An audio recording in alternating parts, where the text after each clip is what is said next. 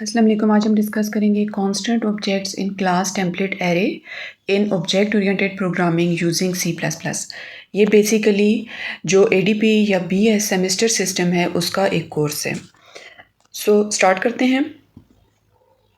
In C++, constant objects in class templates behave in a special way, particularly when it comes to modifying their data members. When an object of a class template is declared as constant, you are not allowed to modify its non-member functions. This is a key concept in object-oriented programming that helps in ensuring immutability of objects, which can be very useful in certain contexts.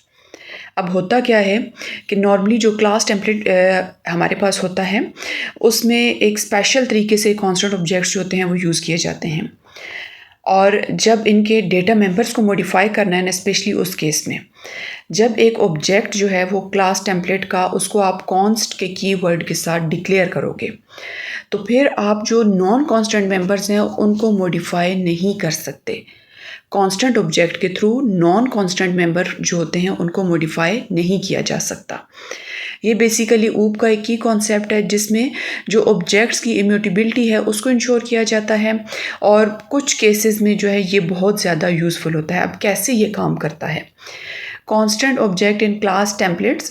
For class template, if an object is declared as constant, the members of the class that are not constant यानी जो non member functions होंगे themselves can't be modified.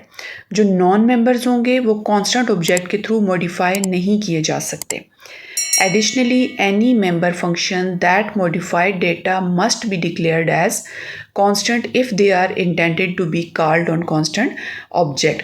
अब इसका main idea या main concept इस topic में क्या है कि अगर आपने कांस्टेंट ऑब्जेक्ट जो डिक्लेयर किए हैं अपने प्रोग्राम में उनके थ्रू आप मेंबर को कॉल करते हो, मेंबर फंक्शंस को कॉल करते हो, तो नॉन मेंबर फंक्शंस जो होंगे उनको मॉडिफाई नहीं किया जा सकता कांस्टेंट ऑब्जेक्ट के थ्रू, लेकिन जो कांस्टेंट ऑब्जेक्ट हैं उनके थ्रू जो कांस्टेंट मेंबर फंक्शन होंगे उनको मॉडिफाई किया जा सकता है। Any member function that modify data must be declared as constant if they are intended to be called on constant object. Constant object के थ्रू अगर आपने member function को कॉल करना है और उसको modify करना है तो उसके लिए मैंडेटरी है कि वो member function भी constant declare किया जाए। एग्जाम्पल अगर हम इसकी देखें तो यहाँ पे क्या है, consider a simple example of a class template array that uses a dynamic array and includes constant object to demonstrate how to handle them properly. तो यहाँ पे हम एक डायनेमिक एरे जो है वो लेंगे और उसमें जो है वो हम कांस्टेंट ऑब्जेक्ट को जो है वो यूज़ करेंगे इस चीज़ को डिमॉन्स्ट्रेट करने के लिए कि इनको कैसे हैंडल किया जाता है। तो यहाँ पे हमारे पास एक सिंपल सा प्रोग्राम है जिसमें हेडर फाइल्स को इंक्लूड किया गया है। टेम्पलेट, यहाँ पे क्लास टेम्पलेट यूज़ किया गया है। सो टेम्पलेट का कीवर्ड यूज़ होगा, एंगल ब्रैकेट के अंदर टाइप नेम और टी का यहाँ पे जो है वो हमने आइडेंटिफायर यूज़ कर लिया। क्लास है यहाँ पे एरे नेम की। प्राइवेट किस्म के यहाँ पे दो डेटा मेंबर्स लिए गए हैं। एक यहाँ पे एरे का टी जो है वो टी टाइप का एरे पॉइंटर लिया गया है, और एक जो है वो इंटीजर टाइप का यहाँ पे वेरिएबल लिया गया है या डेटा मेंबर लिया गया है साइज़ नाम का। और पब्लिक किस्म का यहाँ पे कंस्ट्रक्टर लिया गया है इनिशियलाइज करवाने के लिए एरे को, array int s colon size of s। तो यहाँ पे जो एरे होती है, एरे का जो कंस्ट्रक्टर लेने का मेथड होता है वो यही होता है। हमने क्लास का नाम एरे यूज़ किया, सो कंस्ट्रक्टर का नाम भी same as class name use हो रहा है। So array int s colon size of s, then array equal to new T size, यानी हम डायनेमिकली एलोकेट करेंगे मेमोरी फॉर द एरे। तो उसके लिए मेथड क्या है, एरे लिखना है आपने लेफ्ट साइड पे equal to new T size, हम एरे को डायनेमिकली यहाँ पे मेमोरी एलोकेट करेंगे। देन डिस्ट्रक्टर लिया गया है same name as class name, class का नाम एरे था, कंस्ट्रक्टर का नाम एरे है, एंड डिस्ट्रक्टर का नाम भी जो है वो एरे है। सो डिलीट करवाने के लिए एरे को यहाँ पे ले लिया गया डिस्ट्रक्टर, ताकि जो डायनेमिकली एलोकेट की गई है मेमोरी उसको क्लीन अप किया जा सके। उसके बाद यहाँ पे एक फंक्शन दिया गया है।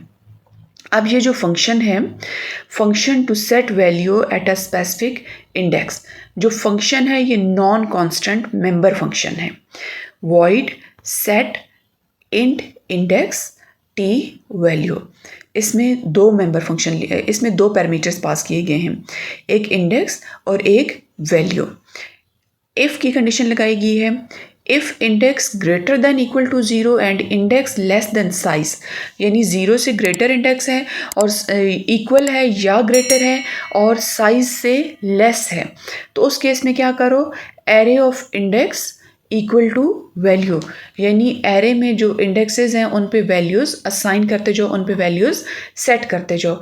अब इसमें जो ऑब्जर्वेबल बात थी वो ये थी कि ये जो मेंबर फंक्शन है ये कांस्टेंट नहीं है। देन यहाँ पे एक कांस्टेंट मेंबर फंक्शन लिया गया है, constant member function to get value at a specific index, तो T get int index const. अब इस मेंबर फंक्शन के साथ कॉन्स्ट का कीवर्ड लगा हुआ है, which indicates that it doesn't modify the internal state of object. अब ये जो हमारे पास हमने सेकंड मेंबर फंक्शन लिया है गेट नेम का, ये कांस्टेंट के कीवर्ड के साथ डिक्लेयर करवाया गया है, जिसकी वजह से ये जो ऑब्जेक्ट होगा उसकी जो इंटरनल स्टेट होगी उसको चेंज नहीं करेगा। क्यों? क्योंकि ये कांस्टेंट है। This allows get to be called on constant objects like array two. Array two हम मेन के फंक्शन में 2 एरेज जो हम डिक्लेयर करवाएंगे, तो जो एरे 2 होगी वो कांस्टेंट होगी, तो फिर जो गेट का फंक्शन है ये अलाउ करेगा कि ये जो कांस्टेंट ऑब्जेक्ट जिस तरह एरे 2 है उसके कॉल करने पे जो है ये क्या कहते हैं रिस्पॉन्स शो करेगा।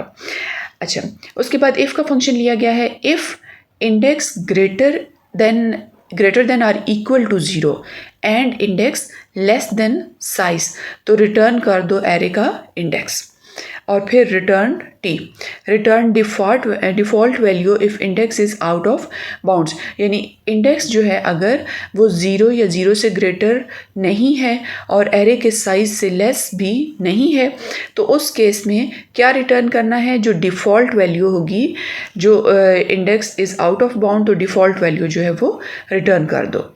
उसके बाद है प्रिंट का function to print array elements. यहाँ पे क्या हो रहा है, वॉइड प्रिंट कांस्टेंट। अब जो प्रिंट का फंक्शन है वो भी कांस्टेंट के कीवर्ड के साथ डिक्लेयर करवाया गया है।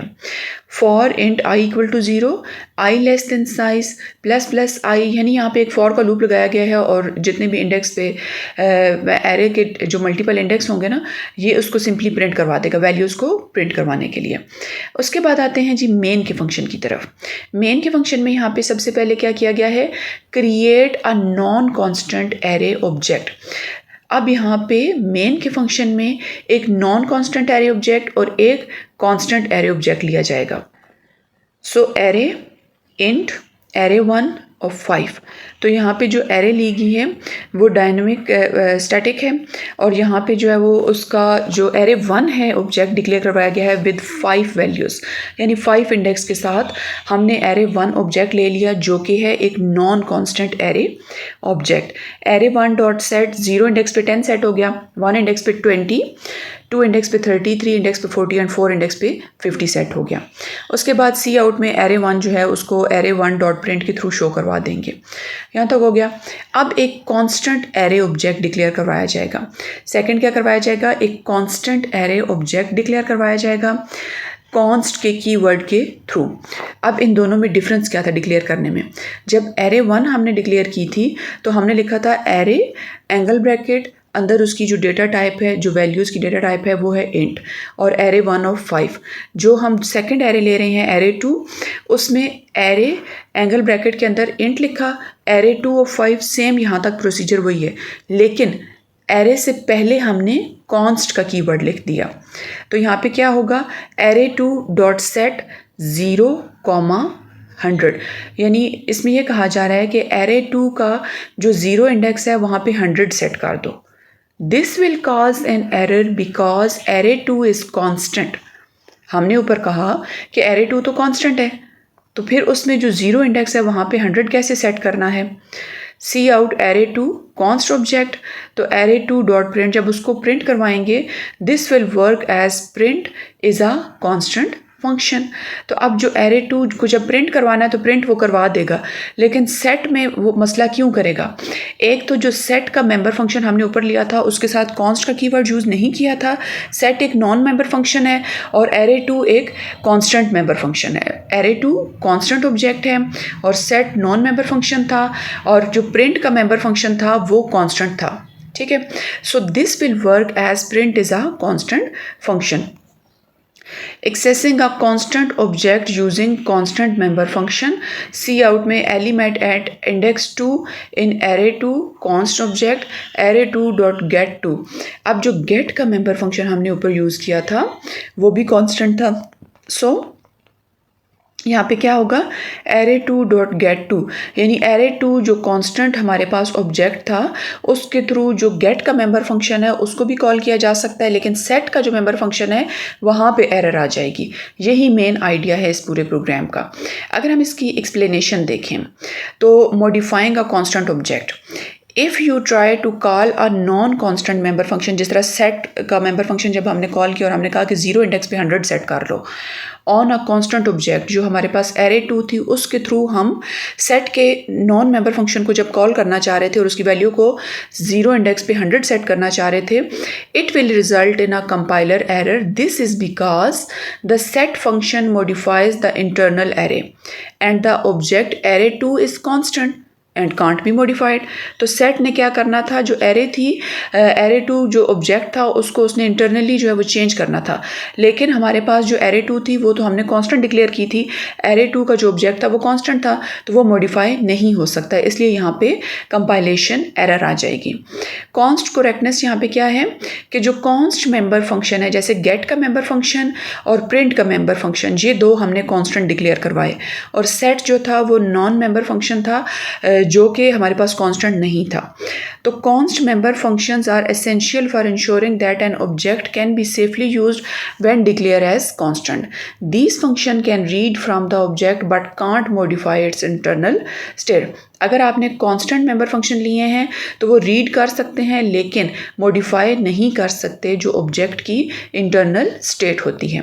Any function that modifies the object must not be declared constant. For example, the set function is not a constant member function because it modifies the internal state of object.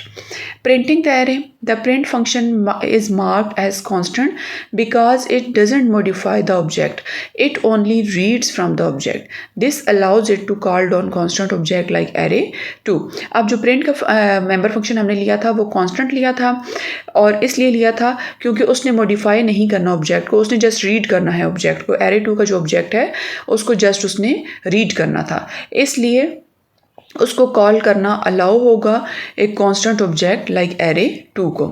अब points इसमें क्या आते हैं, की points इसमें क्या आते हैं about constant object in class template, कि constant object can't modify state. For an object declared as constant, you can't call non-constant member functions that modify the object's internal state। जब आप एक ऑब्जेक्ट को constant के तौर पर declare करोगे, जिस तरह एरे 2 को हमने कांस्टेंट बोल दिया इस ऑब्जेक्ट को, सो आप एक नॉन कांस्टेंट मेंबर फंक्शन के थ्रू जो ऑब्जेक्ट की इंटरनल स्टेट है उसको you can't call non constant member function that modify the objects internal state. अब जो सेट का मेंबर फंक्शन था वो नॉन कांस्टेंट था, आप उसको कॉल नहीं कर सकते, क्यों? क्योंकि वो ऑब्जेक्ट की इंटरनल स्टेट को चेंज कर सकता है। कॉन्स्ट मेंबर फंक्शन यहाँ पे क्या है, a const member function can be called on both regular and const objects. It promises not to modify the state of object. These functions are typically used to accessor or read-only operations। अब इसमें ये कहा जा रहा है कि जो get का मेंबर फंक्शन था और जो print का मेंबर फंक्शन था उनको जो एक रेगुलर ऑब्जेक्ट होता है या फिर एक कांस्टेंट ऑब्जेक्ट होता है, दोनों पे कॉल किया जा सकता है। क्यों? क्योंकि वो उनकी जो इंटरनल स्टेट होती है उसको मॉडिफाई नहीं करते।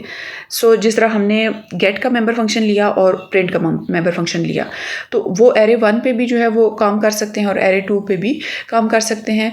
क्यों? क्योंकि वो उसकी इंटरनल स्टेट्स को चेंज नहीं करेंगे। फिर आता है G preventing accidental modifications. By declaring object as constant, you can ensure that their state remains unchangeable throughout their lifetime, which can be particularly useful when you want to pass object to functions and ensure they are not modified. तो जब आप object को declare करोगे constant के तौर पर, तो जो एक्सीडेंटली भी जो उनकी स्टेट है वो उनकी लाइफ टाइम के दौरान जो है वो अनचेंज रहेगी, जिसकी वजह से ये जो सिनेरियो है ये पर्टिकुलरली यूज़फुल होता है जब आप पास करते हो ऑब्जेक्ट्स को to functions and ensures they are not modified. जब आप ऑब्जेक्ट को पास करोगे फंक्शंस को और इस चीज़ को इंश्योर करना चाहते हो कि उन ऑब्जेक्ट्स को जो है वो चेंज ना किया जाए।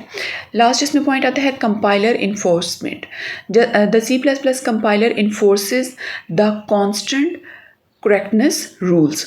If you attempt to modify a constant object, the compiler will generate an error. जिस तरह set जो हमारे पास एक नॉन कॉन्स्टेंट मेंबर फंक्शन था, तो उसके केस में कंपाइलर ने क्या किया, एरर जनरेट कर दी जब हम array 2 की 0 इंडेक्स पे वैल्यू को 100 करना चाह रहे थे। तो तब वहाँ पे कंपाइलर क्या करेगा, एरर को इन्फोर्स करेगा। सो प्रैक्टिकल एग्जांपल देखें ऊप में, तो in OOP the use of constant object and constant member functions allows for better control over object mutability, preventing unintended side effects when passing object to functions or sharing objects across different parts of a program. तो जब आप programme में जो है objects को share कर रहे होते हो या फिर आप क्या कर रहे होते हो, ऑब्जेक्ट पास कर रहे होते हो फंक्शंस को, तो उस केस में जो अनइंटेंडेड जो साइड इफ़ेक्ट्स होते हैं उनको प्रिवेंट किया जा सकता है, या ऑब्जेक्ट की जो म्यूटेबिलिटी होती है उसको बरकरार रखा जा सकता है, या उस पर कंट्रोल रखा जा सकता है। For instance, if a class is use to represent a read only resource, it might be appropriate to make instances of that class constant to avoid accidental modification. जब आप एक क्लास को जो है वो रिप्रेजेंट करना चाह रहे हो रीड ओनली रिसोर्स के थ्रू, तो उस केस में अप्रोप्रिएट क्या है कि आप उसकी इंस्टांसेस को, जो क्लास की इंस्टांसेस है ना, उनको कांस्टेंट कर दो ताकि जो एक्सीडेंटल मॉडिफिकेशंस हैं उनसे बचा जा सके, उनको प्रिवेंट किया जा सके। So thanks for watching this video and don't forget to like, share and subscribe tech and CS department.